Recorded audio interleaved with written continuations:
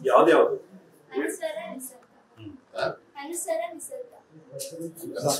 ವಿಸರ್ಗ ಸ್ವರ ಅಂದ್ರೆ ಏನು? ಸ್ವತಂತ್ರವಾಗಿ ಉಚ್ಚರಿಸಲ್ಪಡುವ ಅಕ್ಷರಗಳನ್ನು ಸ್ವರ ಅಂತ ಕರೀತೀವಿ. ವ್ಯಂಜನಗಳು ಇನ್ನೊಂದು ಅಕ್ಷರದ ಸಹಾಯದಿಂದ ಉಚ್ಚಾರ ಮಾಡುವ ಅಕ್ಷರಗಳನ್ನು ವ್ಯಂಜನ ಅಂತ ಕರೀತೀವಿ.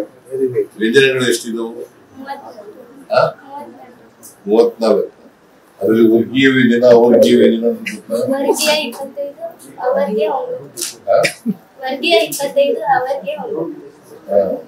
ವ್ಯಂಜನಗಳಲ್ಲಿ ಯಾಕೆ ಕವರ್ಗ ಅಂತ ಯಾಕೆ ಕರಿತೀವಿ?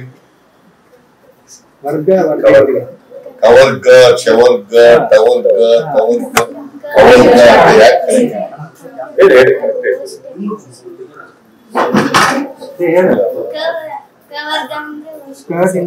ನೀನು SLC ಆದ್ಮೇಲೆ PUC ಆದ್ಮೇಲೆ PUC ವ್ಯಾಕರಣ SLC ಆದ್ಮೇಲೆ PCS ಮಾಡ್ತೀನಿ, ಪಾಠ ಮಾಡಕ್ಕೆ ಏನ್ ಪಾಠ ಮಾಡ್ತೀಯ ಅಲ್ಲಿ ಹೋಗಿ?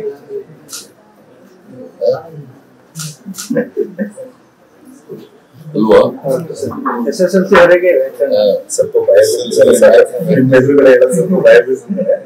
ಚೆನ್ನಾಗಿ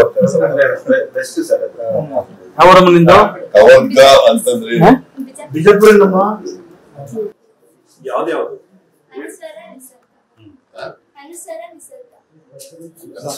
ವಿಸರ್ಗ ಸ್ವರ ಅಂದ್ರೆ ಏನು? ಸ್ವತಂತ್ರವಾಗಿ ಉಚ್ಚರಿಸಲ್ಪಡುವ ಅಕ್ಷರಗಳನ್ನು ಸ್ವರ ಅಂತ ಕರೀತೀವಿ. ವ್ಯಂಜನಗಳು ಇನ್ನೊಂದು ಅಕ್ಷರದ ಸಹಾಯದಿಂದ ಉಚ್ಚಾರ ಮಾಡುವ ಅಕ್ಷರಗಳನ್ನು ವ್ಯಂಜನ ಅಂತ ಕರೀತೀವಿ. ವ್ಯಂಜನಗಳು ಎಷ್ಟಿದವು? 34. ಅದರಲ್ಲಿ ವರ್ಗೀಯ ವ್ಯಂಜನ, ಅವರ್ಗೀಯ ವ್ಯಂಜನ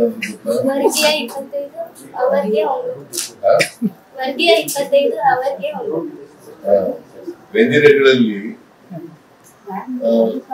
ಯಾಕೆ ಕವರ್ಗ ಅಂತ ಯಾಕೆ ಕರಿತೀವಿ? ಕವರ್ಗ, ಚವರ್ಗ, ಟವರ್ಗ, ಕವರ್ಗ, ಕವರ್ಗ ಅಂತ ಯಾಕೆ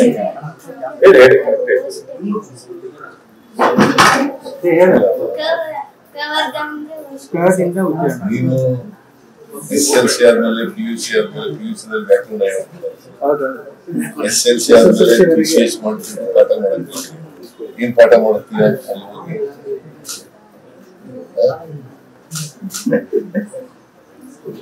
ಅಲ್ವಾ? SSLC ಅವರಿಗೆ ಸ್ವಲ್ಪ